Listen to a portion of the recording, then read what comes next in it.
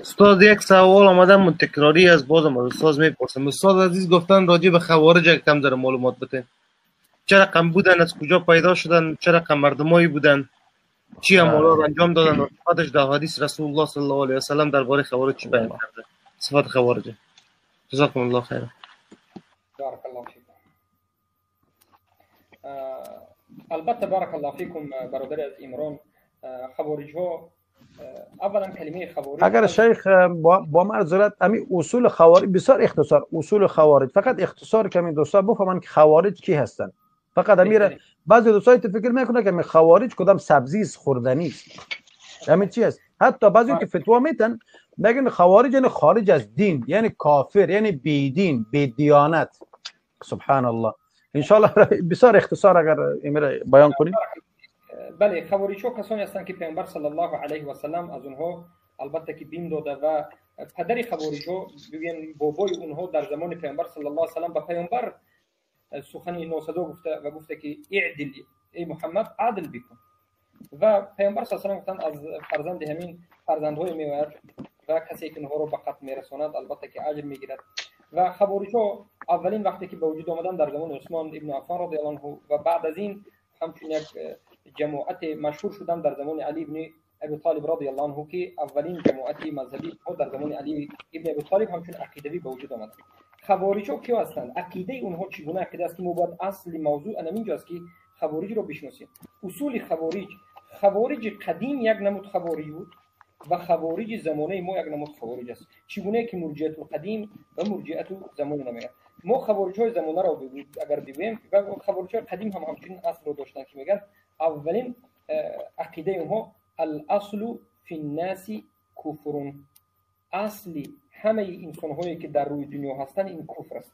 یعنی هر کسی که در روی دنیا است کافر است. کی او مسلمان می شود؟ همون زمانی که ما عقیدهش رو فهمیدیم که موافق عقیده ما باشد، یعنی خوارج ها میگن موافق عقیده خوارج ها باشد، بعد از فهمیدن بعد او رو مسلمان میگن. از نظر خوارج ها یگان مسلمان در روی عالم نیست، زیرا که یک قسمی از خوارج خودشون دیگرها رو نمیدونن و دیگرها اینها رو نمیدونن. بالاخره اصل مردم کافر است و همه کافر است. علامت اسلام این دلالت به مسلمان بودن کس نمیکند و این مخالف به مذهب اهل سنت و جماعت، مخالف به قرآن و سنت است. چخیلی که سوره نساء 92 به این دلالت میکرد، حدیث اسامه به این دلالت میکرد، حدیث سعید بن خدری که قصه ولید در مسئله قلب شکوف کردن و نکردن به این دلالت میکرد. دومین اصل خوارج ها این است که میگویند اگر یک حکومت یا یک دار کفر باشد، یک زمین دارالکفر باشد، همه کسانی که در این زمین زندگی میکنند کافرند. یعنی اذا کفر الحاکم و کفر المحکومین، یعنی من حاکمی که کافر بشود همه محکوم کافر است. از نظر اینها امروزه دارالکفری که وجود دارد یا دارالتواریه که وجود دارد، یعنی ترکیه باشد یا افغانستان باشد یا پاکستان باشد یا مصر باشد، جای نباشد منطقه مسلمانشین، از نظر خوارج ها همه انسان هایی که در اینجا زندگی میکنند همشون کافرند. یعنی این است دومین اصل اونها. سومین اصل اونها این است که میگویند بارک الله فیکم تکفیر بالعموم، یعنی همون وقت تو مسلمان میشوی که همه رو کافر بگویی و همین میگن ملت ابراهیم، که البته این باطل است. و چهارمین اصل خوارج این تسلسل در تکفیر است. مثلا میگن که تو مشرک رو مشرک نگفتی، تو مشرک هستی. سومین انسان رو، چهارمین انسان رو، پنجمین انسان رو، هزارها انسان رو به خاطر یک مسئله که حتی آخرین انسان نمیفهمد که چی حادثه شده باشد تکفیر میکنه. التسلسل فی التکفیر، تسلسل در تکفیر در نزد اهل سنت و جماعت وجود ندارد. البته مسئله عذر المشرک وجود دارد، لیکن بعد از این دیگر مسائل سوم که کمی علما سخن کرده اما دیگر باقی ندارد. اما خوارج ها هزارها، این است مذهبی البته خوارج. امروزه خوارج هایی که خود را با اهل سنت نسبت میدن، انمین اصولشان است و انمین مصیبتشان است و کسایی که عقیده رو دارن البته اصول خوارج رو دارن. و ما قاعده داریم اهل سنت که هر کسی که اصول مذهبی یک مذهبی بدعت رو گفت او را به همون مذهب نسبت داده میشه. یعنی چی؟ یک کسی بگوید که اصلی مردم کفر است، همه کافر است به غیر از من بگوید، پس این انسان خوارج است، اگرچه در دیگر مسائل خوارج نباشد، زیرا که اصلی مذهبی خوارج رو گفت. یک انسان بیاید و بگوید که مشرکا جهل به مشرکا عذر است و اینها مسلمان هستند. پس این مرجئه هست، زیرا که اصلی مذهبی مرجئه رو گفت. یک کسی بیاید و بگوید که الله کلامش مخلوق است، کلام الله مخلوق است، امام احمد و دیگران گفتند که این جهمی است، زیرا که اصلی مذهبی جهل رو گفت. بارک الله فیکم. ما پناه میبریم از خوارج‌ها و از این. جزاک الله خیرا. استاد عزیز نگفته نمونه کسی که یک برادر مسلمان خدا که صفت خوارج در وجود از او نباشه و او را خوارج خطاب بکنه، حکم از شخص چی است؟ بارک الله فیک. باید بله برادر عزیز عمران اشاره خوبی رو دقیق رو اینجا ذکر کردن که اما افسوس است که امروز دشمنان قرآن و سنت، امروز دشمنان اهل سنت و سلف صالح، دشمنان اهل توحید را خوارج میگن. کسانی که همه را مسلمان را مسلمان میدونن، کسانی که به ظاهر حکم میکنن، کسانی که الله و رسول تکفیر کرده رو تکفیر میکنن، دیگرها رو تکفیر نمیکنن، علامت بگویم اصول خوارج رو انکار میکنن، کسانی که مبارزهشون فقط به کفر بالطاغوت است، مبارزهشون برای حرکت کردن تطبیق حکم الله است، برای زنده کردن توحید است. همین ها رو در باره‌های مرجئه های حزبی های مدخلی های میآیند و خوارج میگن. این تهمت است و این بهتان است.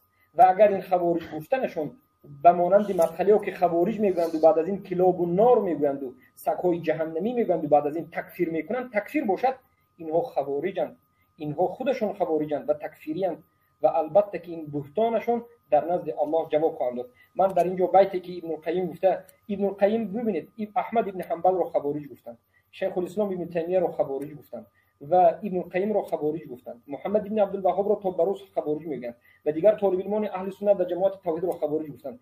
بدونید که این سخن شما به اونها ضرر نمیرساند و شما در نزد الله خوار و ذلیل خواهید شد.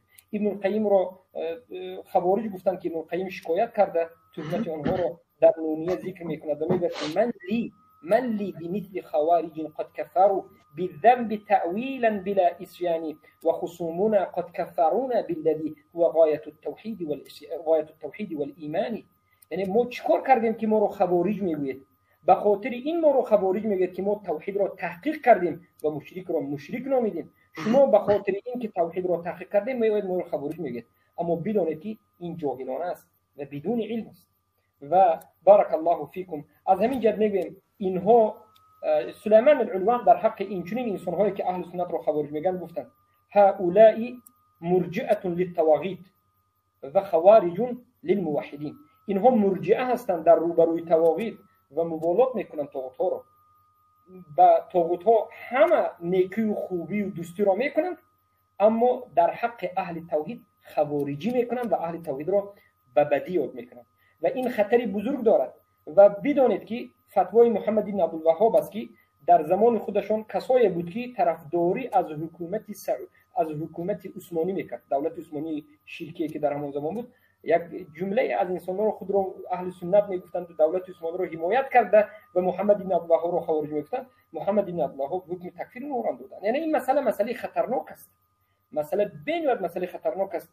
باید توبه بکنید از خوارج گفتن برادرهای موحدتون، توبه بکنید و خود شما باید مسلمانی حقیقی ربانی که الله گفته که این بدون براءت و بدون کفر بالطاغوت به وجود میاد، به این دین حقیقی و ربانی تسلیم بشید. بارک الله فیک.